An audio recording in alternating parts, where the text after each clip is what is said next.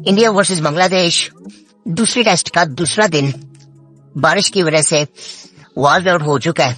इससे पहले दिन में भी सिर्फ 35 ओवर्स हुए थे और बाकी सारा मैच वॉल आउट हो गया था। इधर पाकिस्तान में भी चैंपियंस कप में जो दूसरा एलिमिनेटर था वो भी वॉल आउट हो गया था और मार्क फोर्स ने क्वालिफाई कर लिया था वर्सेस पैंथर्स। मतलब जो पहला आपने देखा था क्वालिफायर, जो एक क्वालिफायर था उसमें जो दो टीमें थी वही टीमें अब फाइनल खेलेंगी, लेकिन प्लेयर्स में कुछ फर्क होगा। स्पेशली मार्कोर्स में उसमें रिजवान नहीं आपको मिलेंगे, नसीम शाह नहीं मिलेंगे। जो भी ऐसे प्लेयर्स हैं जो पाकिस्तान टीम में टेस्ट टीम में थे वो अब उसमें नहीं नजर आएंगे। तार अहमद उसको लीड करेंगे और पैंथर्स की टीम में आपको शदाब खान लीड करते हुए नजर आएंगे अगर वो बीमार ना हुए तो। पिछले 2 मैचेस भी आई थिंक वो नहीं खेले थे, बीमार थे वो, इस वजह से शायद वो नहीं खेले थे। तो अगर वो पूरी तरह से फिट हुए तो वो फाइनल मैच कल खेलेंगे। एक अब थोड़ी सी बात करते हैं कि इस टेस्ट में जो इंडिया वर्सेस बांग्लादेश का, कि इसमें रिजल्ट्स आ सकते हैं कि नहीं आ सकते। रिजल्ट्स अभी भी आ सकते हैं अगर पूरे 3 दिन का मैच हो जाता है तो। उसकी वजह ये है कि इंडिया की बॉलिंग काफी बेहतर है और वो तीनों फॉर्मेट में उनके जो ऐसे बॉलर्स हैं वो खेल चुके हुए हैं। आप सिराज को देखें और बुमराह को देखें, अश्विन को देखें, जडेजा को देखें, तो वो उनको एक्सपीरियंस उस चीज का है और वो इनको आउट कर सकते हैं। इवन अगर बांग्लादेश को आप देखें तो उनकी बॉलिंग मुझे काफी बेहतर लगती है। हालांकि इस मैच में उन्होंने रहीद राणा को नहीं खिलाया जो कि आई थिंक उनकी पेस बड़ी जबरदस्त है। उन्होंने एक्सपीरियंस को खिलाया था जो कि अब आई थिंक अगर मैच कल शुरू होगा बारिश की वजह से आई थिंक है कि बारिश इस मैच में है और इंडिया एक मैच जीत चुका हुआ है और अगर ये मैच बारिश की वजह से नहीं होता या ड्रॉ हो जाता है तो फिर बांग्लादेश ये सीरीज हार जाएगा और इंडिया टेस्ट सीरीज 1-0 से जीत जाएगा। और इसके अलावा आज जेसन रिस्पी की भी एक पॉडकास्ट रिलीज की है पीसीबी ने। उसमें उन्होंने, मैं ये नहीं कहूंगा कि बिल्कुल कुछ ऐसी बातें कर दी हैं कि जो कि आई थिंक हम गाइड पहले कभी नहीं किए। उन्होंने हर दफा यही बात करते हैं। उनकी अगर आप बात करें जेसन या गैरी कर्सन की बात करें और ये बातें ना आपको एक सिस्टम के लिए बातें लगती हैं, ये आपको स्पेसिफिक कोई इमोशनल बातें नहीं लगती। हालांकि इसमें उन्होंने थोड़ा सा डिस्कस किया कि यार मेरा ताल्लुक ना ऑस्ट्रेलिया से है, ये इंग्लैंड की स्पेसिफिक सीरीज के लिए ना मेरी भी एक इमोशनल अटैचमेंट है कि हमें इनको हराना है। वो एक साइड भी मेरी इसमें आ जाती है कि आप ये सोचें कि ठीक है पाकिस्तान ये सीरीज जीतना चाहती है और अच्छी क्रिकेट खेलना चाहती है, लेकिन आप ये सोचें कि मैं एज ए ऑस्ट्रेलियन मैं कितना ज्यादा चाहता हूं कि हम ये सीरीज जीते। आई थिंक एक ये चीज आ रही है, ये थोड़ी सी इमोशनल बात है लेकिन उनकी बातें बड़ी लॉजिकल है और वो लॉजिकल बातें वो सबकी अकल को समझ आती हैं। जैसे कि मैं आपको बताऊं, अब ये बातें पहले आई थिंक किसी पाकिस्तानी कोच ने तो आई थिंक नहीं की होंगी, क्योंकि अगर की होती ना तो हमारी बेंच स्ट्रेंथ इस वक्त काफी बेहतर होती। ठीक है, वो क्या थी? वो बड़ी सिंपल सी बातें थी कि यार आने वाले कुछ टाइम के लिए ना जो लॉन्ग टर्म मेरा एक विजन है, एक कोच का एक विजन होना चाहिए। वो क्या होना चाहिए कि मैं कुछ डोमेस्टिक से कुछ बॉलर्स को उठाऊंगा, कुछ बैट्समैनों को उठाऊंगा, कुछ स्पिन बॉलर्स को उठाऊंगा और उनको मैं एक लॉन्ग टर्म उनके सारे एक विजन रखूंगा कि इनको मैं लेके चलूंगा और इनके साथ पूरा इंसाफ करूंगा कि इनको पूरा चांस दिया जाए। और अगर फिर ऐसे कुछ लगा पूरा चांस देने के बाद कि ये परफॉर्म नहीं कर पा रहे, फिर हम कुछ चेंज करने का सोचेंगे, जो कि आपको जनरली अच्छी टीमों में नजर आता है। हमारे पाकिस्तान में ये कंसिस्टेंसी कभी नजर नहीं आई, जरा सा कोई परफॉर्मेंस ना हो या किसी और की किसी के साथ बनते ही तो ये चेंजेस आ जाते हैं पीसीबी मैनेजमेंट में भी और पाकिस्तान क्रिकेट टीम में भी। अब ये बातें इन्होंने की हैं और इससे पहले भी मैं कई दफा ये बात कर चुका हूँ कि पीसीबी तो कप्तान भी चेंज करना चाहता था, शायद व्हाइट बॉल का भी बाबर आजम को भी बदलना चाहते थे, लेकिन आई थिंक ये कोचेस की वजह से हुआ है पॉसिबल कि उन्होंने कहा कि यार चेंज करने की जरूरत नहीं है, उससे कुछ तब्दीली आएगी नहीं। आपके पास इधर कोई ऐसे लीडर्स नहीं बैठे हुए। उन्होंने खैर ये बात तो नहीं कही, लेकिन उनके कहने का मतलब यही होगा कि आप चेंजेस जो आपको चाहिए आपकी क्रिकेट में वो सिर्फ कप्तान बदलने से नहीं आएंगे, आपके जो कप्तान है वो बेहतर है। और ऐसा नजर भी आता है, आप शान मसूद को देखें, हम बाबर को देखें, बाबर का मुझे थोड़ा सा ये लगता है कि शायद हो सकता है, लेकिन आई थिंक ये सही टाइम ही नहीं था। ये फिर वही होता था जो हमने फिर शाहीन के साथ किया था कि उसको एक सीरीज के बाद हटा दिया था और फिर बाबर को दोबारा ले आए थे। सेम दोबारा चीज इसके साथ होती और फिर मसले मसाइल ज्यादा हो जाने थे। सुनने में ये भी आया था कि मोहम्मद रिजवान को भी ऑफर की गई थी, तो उन्होंने शायद मना भी किया था, लेकिन ये आई थिंक कोई पब्लिक में ऐसी कोई बात हुई नहीं और ऑफिशियली कुछ ऐसा कुछ है नहीं। लेकिन शायद कोई पीछे से पीसीबी ने कोई ऐसी बात की हो। पहले पीसीबी भी ये चाहता नहीं था कि मोहम्मद रिजवान कैप्टन बने। मतलब पीसीबी के भी मोस्ट ऑफ द लोग हैं वो ये नहीं चाहते थे। उसकी सबसे बड़ी वजह ये है कि कुछ ऐसी ये उनमें से है कि जो आई थिंक किसी को इन्होंने खुश नहीं करना, यस मैन नहीं है। जो ठीक है ये पूरी कोशिश करते कि अपनी अकल के मुताबिक मैं वही करता। मैंने बड़ी इंटरेस्टिंग चीज सुनी थी जिसके बारे में बहुत दफा पहले बात कर चुका हूँ कि ऑस्ट्रेलियन टीम कि वो जब उनके ना बैट्समैन अलग डिस्कस करते हैं कि हमने ये मैच कैसे जीतना है, बॉलर्स अलग डिस्कस करते हैं, तो ये चीज मैंने अभी रिसेंटली मोहम्मद रिजवान ने भी बताई थी कि हम ऐसे करते हैं। सो ये एक बड़ी अच्छी चीज है कि सब मैच की और मैच को जीतने की रिस्पॉन्सिबिलिटी सब कैसे लेते हैं। ये एज ए टीम ठीक है, टीम गेम बिल्कुल है, लेकिन आपकी इंडिविजुअल भी एक जिम्मेदारी होती है। आप अपने कैप्टन खुद होते हो जब आपने बॉलिंग करनी है, जब आपने बैटिंग करनी है, यहाँ एज ए फील्डर भी। सो वो चीजें आपने खुद कुछ फैसले करने होते हैं जो कि आई थिंक ऐसी चीजों में होती हैं कि जहाँ पे सब जिम्मेदारी उठा रहे हैं कि मैंने ये मैच किस तरह से जिताना है अपनी टीम को। सो ये चीजें आई थिंक देख के बेहतर लगता है और ये फिर किसी कहीं और नजर भी नहीं आता। और इससे पहले कप्तानी की अगर बात करें तो सिर्फ फराज अहमद में भी काफी ऐसी चीजें नजर आती थी। उनका एक्सपीरियंस बहुत ज्यादा था एज ए कैप्टन, वो बहुत अर्ली एज से कैप्टनसी कर रहे थे। सो वो उनका एक्सपीरियंस इतना ज्यादा हो गया था कि वो उनके फैसले वो उनके गेम में नजर आते थे। सो खैर ये फॉरेन कोचेस इसीलिए जरूरी है। गैरी कर्सन की भी ये सेम चीज है। आपको कोई इतने ज्यादा खास चेंजेस नजर नहीं आएंगे। मैं इसमें बड़ा एक्साइटेड हूँ कि मैं देखना चाहता हूँ कि पाकिस्तान की व्हाइट बॉल की टीम क्या बनती है, क्योंकि उसमें हमें बॉलर्स अभी चाहिए। उसमें आपको कुछ एक दो बॉलर्स नए नजर आएंगे, मे भी आपको आकिब नजर आए, मे भी हसनैन आपको नजर आ जाए, हो सकते हैं ऐसे बॉलर जो आपको नजर आएंगे उसमें। सो मैं वो देखना चाहता हूँ कि उसमें से कुछ इसी मुझे थोड़ा सा एक चीज ये लग रही है ना, वो भला क्या, वो मुझे थोड़ा सा नुकसान क्या लग रहा है। जैसन देशवी ने भी बात की, मुझे अभी एक सीरीज हुई है और मैं एक सीरीज की बेस पे किसी को बाहर नहीं कर सकता और मुझे पूरा चांस देना है। अब इस चक्कर में ना कई ऐसी प्लेयर्स हैं जो कि अच्छे हैं लेकिन ये टूर्नामेंट खेले नहीं है, जो कि शायद रेडी भी थे। मैं हम वसीम जूनियर की बात कर रहा हूँ, अभी तो वो इंजर्ड है फिलहाल। आई थिंक मुझे उनका आई थिंक बहुत ज्यादा होता है कि वो जिस तरह का बॉलर था ना, उस पर अगर थोड़ा सा काम किया जाता ना, वो आई थिंक वो पाकिस्तान के लिए बहुत बेहतर हो सकता है तीनों फॉर्मेट के लिए और उसको सही तरह से इस्तेमाल। वो बंदा बेंच में बैठ के ना जाया हो गया था, अब इस वक्त वो इंजर्ड है। सो आई थिंक वो एक मुझे एक लगती है एक ऐसी चॉइस जो कि अब आई थिंक वो उसको उस पर नजर ही नहीं किसी की होगी। जब वो ठीक हो भी जाएगा तो अगर पाकिस्तान में परफॉर्मेंस बेहतर चल रही है या कोई ऐसी जरूरत नहीं है चेंज करने की, तो फिर उस पर नजर जाएगी नहीं। और उसने ये वनडे कप भी नहीं खेला। सो आने वाले टाइम में अब कौन से ऐसे टूर्नामेंट्स होंगे जहां पे उसको देखा जाएगा। सो ये सारी चीजें अब जहन में आती हैं, व्हाइट बॉल में भी और रेड बॉल में भी। फॉरेन कोचेस की अच्छी बात यह है कि वो एक सिस्टम की बात कर रहे हैं और उनका तरीकाकार भी यही है। हम लोग जो ऐसे समझते हैं ना कि हर चीज का ना हर बंदे का ना एक अलग कोई फॉर्मूला होता है और उसके ये वो फला चीजों के स्टैंडर्ड तरीके होते हैं। आपको बेसिक्स अपनी ठीक रखनी है, आपको सिस्टम्स बनाने हैं, लोग वो खुद ही फिर उसको फॉलो करते करते जब एक बंदा आता है ना वो अपना फलसफा लेके आएगा। सो वो फिर अगला बंदा आएगा वो अपना फलसफा लेके आएगा, जो कि हमारी क्रिकेट में होता रहा है, हर जगह भी हमें नजर आता है वैसे तो। सो वो उस तरह से फिर कोई सिस्टम बनते नहीं है, जो कि नहीं बना कभी।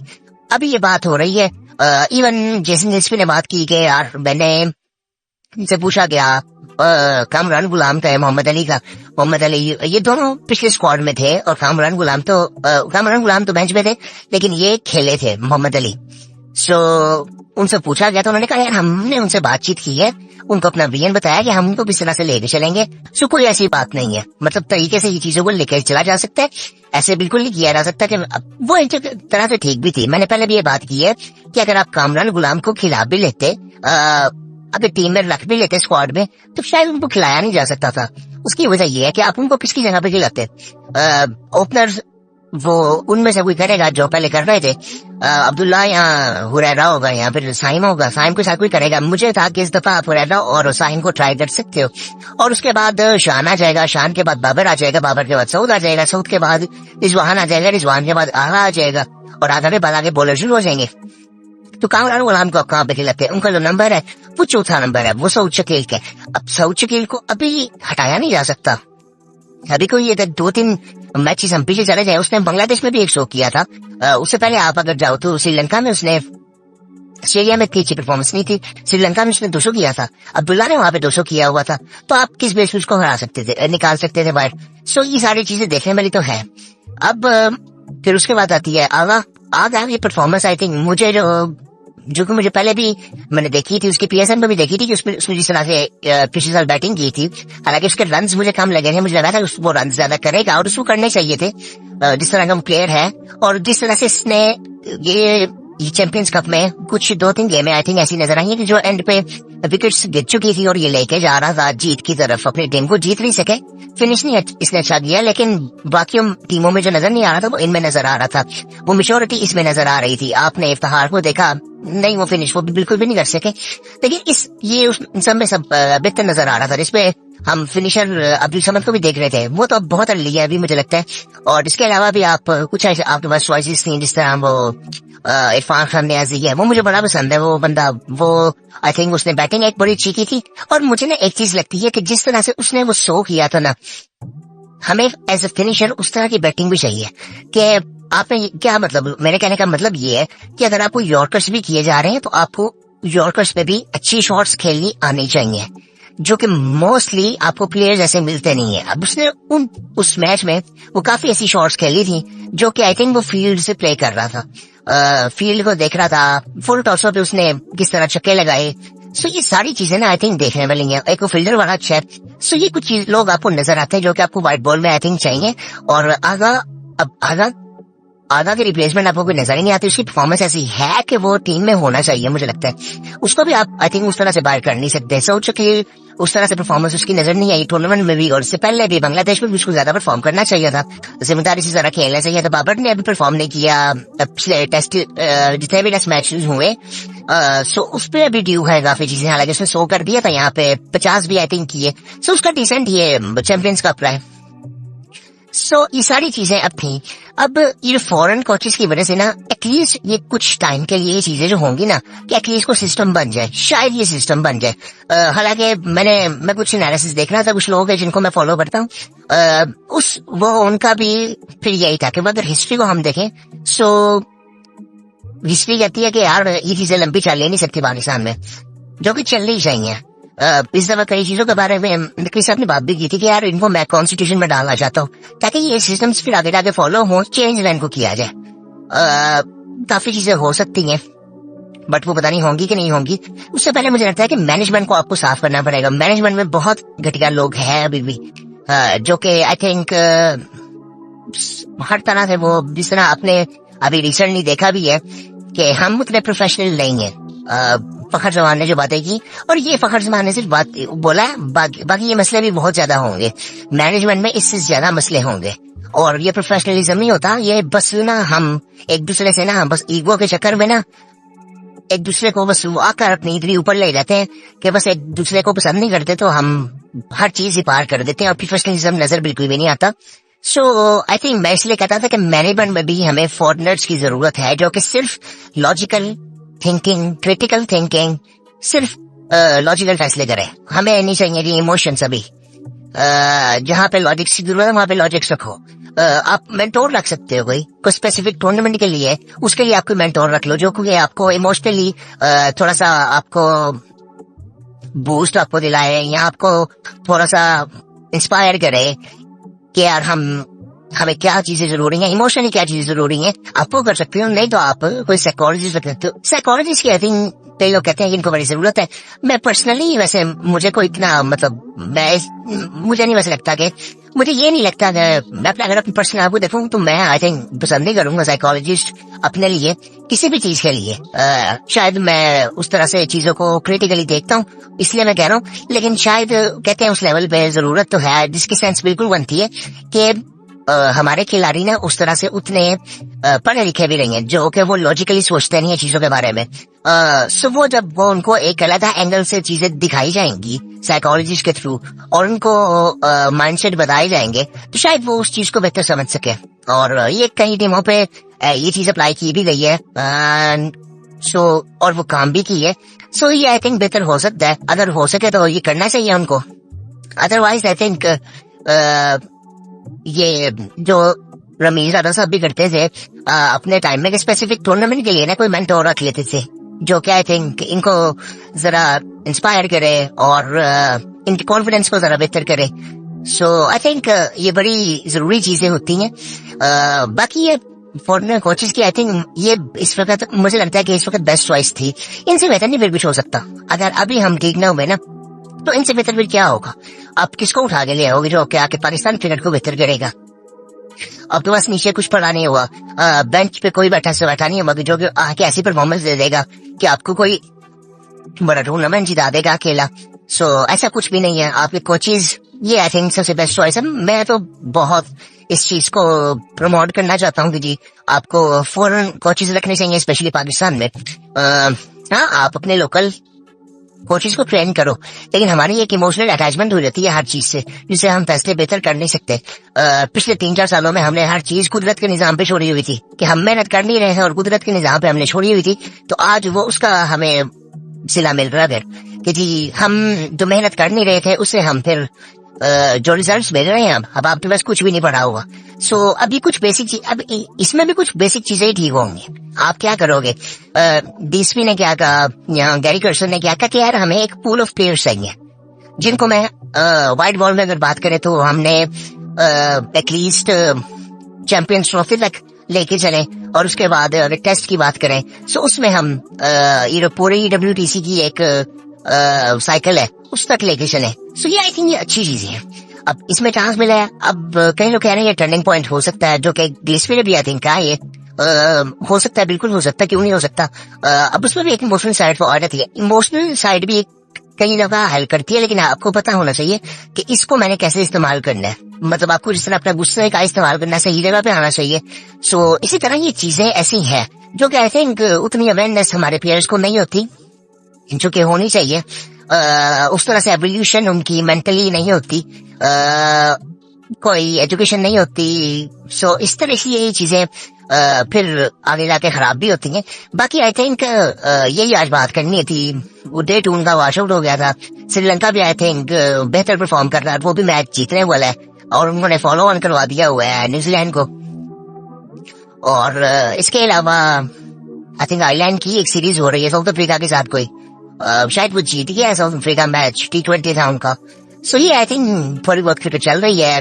और पिछले वीडियो में हमने बात की थी, वीडियो कह रहा हूँ, पिछले क्या कहते हैं ऑडियो पॉडकास्ट में हमने बात की थी कि इंग्लैंड वर्सेस ऑस्ट्रेलिया ने जो मैच जो इंग्लैंड ने आई थिंक जिस तरह से हराया था, वो आई थिंक हमें देखनी चाहिए वो चीज। वो अलग लेवल की क्रिकेट भी खेलते। मतलब मैं खुद बात कर रहा था कि जब पहले जो मैच ऑस्ट्रेलिया जीती, मैं कहा यार इन्होंने कहाँ से इनको जीतने देना है, इतनी यंग टीम है। वो उन्होंने फिर बताया कि किस तरह हम जीतते हैं और जिस तरह से उसने स्टार्क को मारा। स्टार्क ने वैसे पहले भी कई दफा मार खाई हुई है, तो उसके जहन में काफी चीज चल भी रही होंगी कि यार मेरा रिटायरमेंट का टाइम तो नहीं आ गया।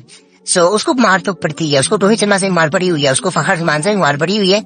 सो उसको मार जब पड़ती है तो पड़ती तो है। सो यहाँ पे भी उसको 28 रन उसने मारे थे लिविंगस्टन ने। सो आई थिंक मजा काफी आया था उस मैच में। और जिस तरह से उसने 39 ओवरों में 300+ रन कर दिए थे उन्होंने, और बाद में इन्होंने भी सारा अच्छा किया था, लेकिन नहीं हुआ था तेज, जल्दी आउट हो गए थे ये भी सारे। प्रॉपर कोलैप्स हो गया था एक, जो कि जनरली इन टीमों से कम नजर आते हैं। लेकिन फाइनल मैच है जो कि और ज्यादा इंटरेस्टिंग हो जाएगा, और उसमें फिर आई थिंक मुझे लगता है कि ऑस्ट्रेलिया अपनी पूरी जान लगा देगा। वो इस तरह के मौके भी छोड़ते नहीं है, वो भी पूरी जान लगाते हैं और आई थिंक फिर मजा आएगा। बाकी फिर आपसे मुलाकात होती है।